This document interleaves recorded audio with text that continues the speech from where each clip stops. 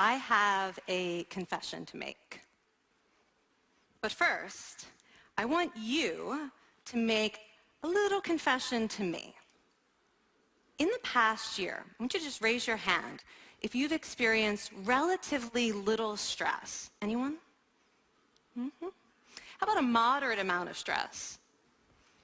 Who's experienced a lot of stress? Yeah, me too. But that is not my confession.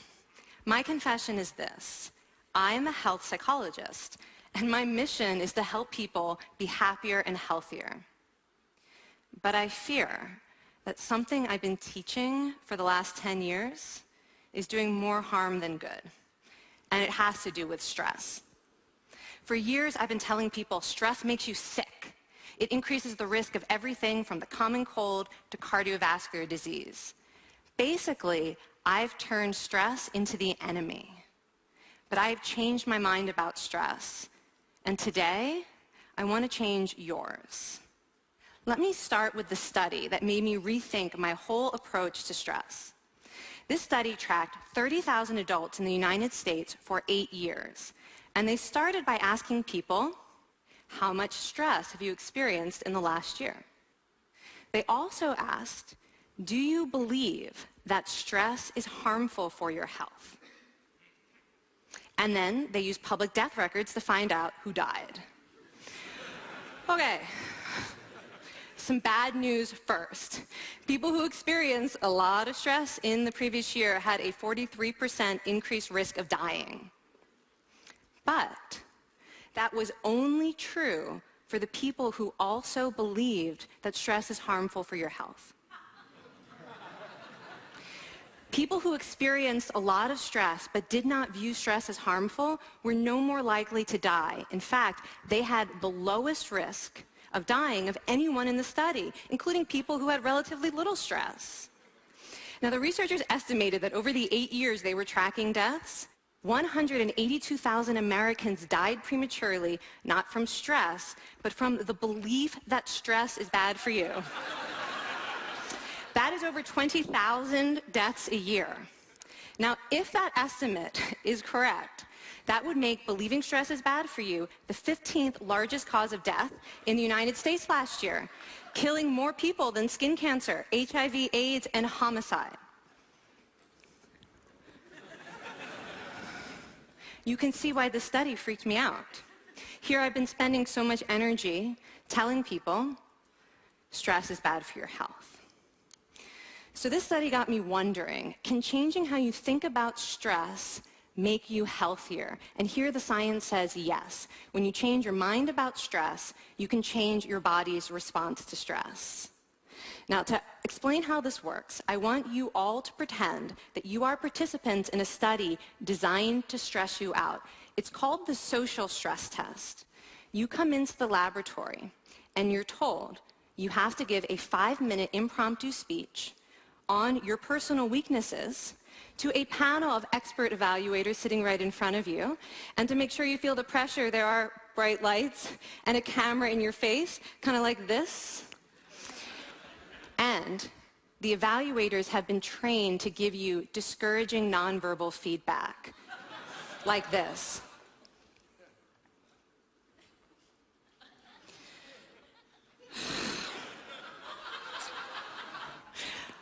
Now that you're sufficiently demoralized, time for part 2, a math test. And unbeknownst to you, the experimenter has been trained to harass you during it. Now, we're going to all do this together. It's going to be fun. For me. Okay. I want you all to count backwards from 996 in increments of 7. You're going to do this out loud as fast as you can, starting with 996. Go. Go faster. Faster, please. You're going too slow. Stop, stop, stop, stop. That guy made a mistake. We're going to have to start all over again. You're not very good at this, are you? Okay, so you get the idea. Now, if you were actually in this study, you'd probably be a little stressed out. Your heart might be pounding. You might be breathing faster, maybe breaking out into a sweat. And normally, we interpret these physical changes as anxiety or signs that we aren't coping very well with the pressure. But what if you viewed them instead as signs that your body was energized, was preparing you to meet this challenge? Now, that is exactly what participants were told in a study conducted at Harvard University. Before they went through the social stress test, they were taught to rethink their stress response as helpful. That pounding heart is preparing you for action. If you're breathing faster, it's no problem. It's getting more oxygen to your brain. And participants who learned to view the stress response as helpful for their performance, well, they were less stressed out, less anxious, more confident. But the most fascinating finding to me was how their physical stress response changed. Now, in a typical stress response, your heart rate goes up and your blood vessels constrict like this. And this is one of the reasons that chronic stress is sometimes associated with cardiovascular disease. It's not really healthy to be in this state all the time. But in the study, when participants viewed their stress response as helpful, their blood vessels stayed relaxed like this. Their heart was still pounding, but this is a much healthier cardiovascular profile. It actually looks a lot like what happens in moments of joy and courage. Over a lifetime of stressful experiences, this one biological change could be the difference between a stress-induced heart attack at age 50 and living well into your 90s. And this is really what the new science of stress reveals, that how you think about stress matters. So my goal as a health psychologist has changed. I no longer want to get rid of your stress. I want to make you better at stress. And we just did a little intervention. If you raised your hand and said you'd had a lot of stress in the last year, we could have saved your life. Because hopefully the next time your heart is pounding from stress, you're going to remember this talk, and you're going to think to yourself, this is my body helping me rise to this challenge. And when you view stress in that way, your body believes you, and your stress response becomes healthier. Now, I said I have over a decade of demonizing stress to redeem myself from. So we are going to do one more intervention. I want to tell you about one of the most underappreciated aspects of the stress response. And the idea is this: stress makes you social. To understand this side of stress, we need to talk about a hormone, oxytocin. And I know oxytocin has already gotten as much hype as a hormone can get. It even has its own cute nickname, the cuddle hormone, because it's released when you hug someone. But this is a very small part of what oxytocin is involved in. Oxytocin is a neurohormone. It fine-tunes your brain's social instincts. It primes you to do things that strengthen close relationships. Oxytocin makes you crave physical contact with your friends and family. It enhances your empathy. It even makes you more willing to help and support the people you care about. Some people have even suggested we should snort oxytocin to become more compassionate and caring. But here's what most people don't understand about oxytocin. It's a stress hormone. Your pituitary gland pumps this stuff out as part of the stress response. It's as much a part of your stress response as the adrenaline that makes your heart pound. And when oxytocin is released in the stress response, it is motivating you to seek support.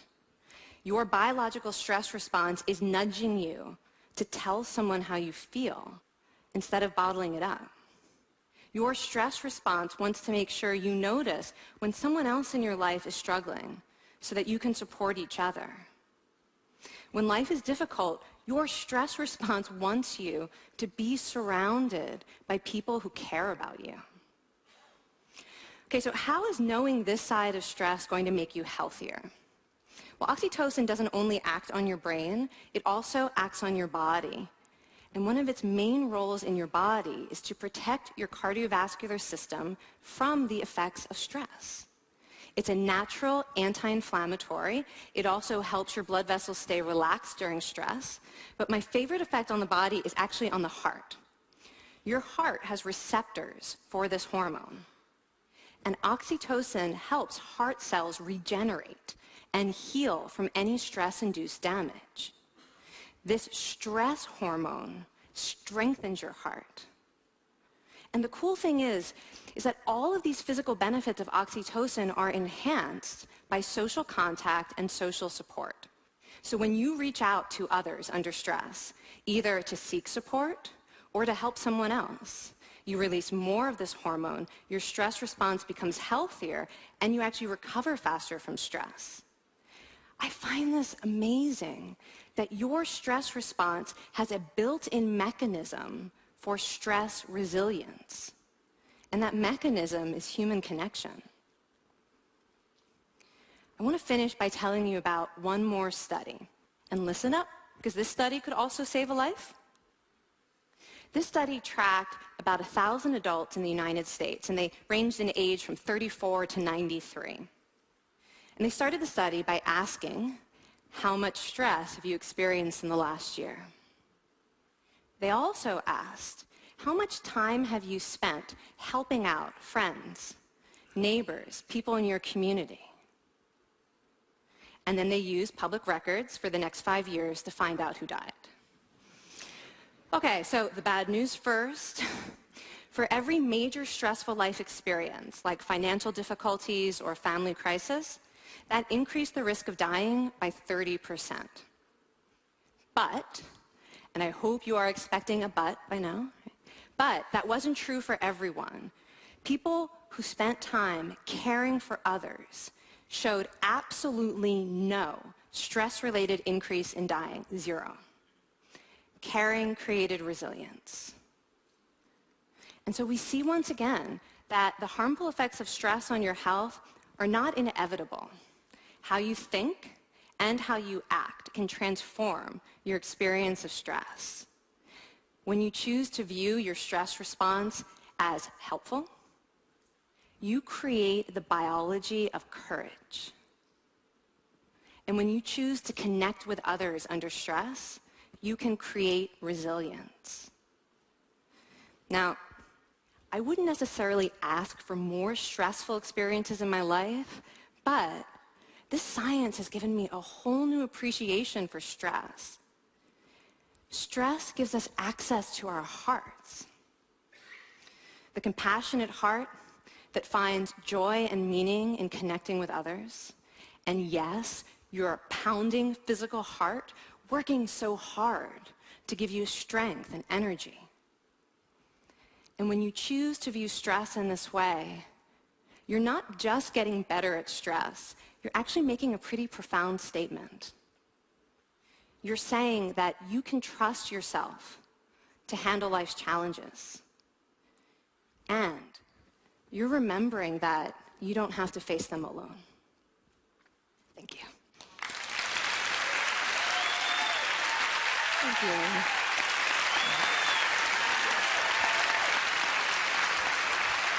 I mean, this is kind of amazing what you're telling us. It seems amazing to me that a belief about stress can make so much difference to someone's life expectancy. How would that extend to advice? Like if someone's making a lifestyle choice between, say, a stressful job and a non-stressful job, does it matter that which way they go, that it's equally wise to go for the stressful job so long as you believe that you can handle it in some sense? Yeah, and one thing we know for certain is that chasing meaning is better for your health than trying to avoid discomfort. And so I would say that's really the best way to make decisions, is go after what it is that creates meaning in your life, and then trust yourself to handle the stress that follows. Thank you so much, Kelly. Thank you. It's really cool.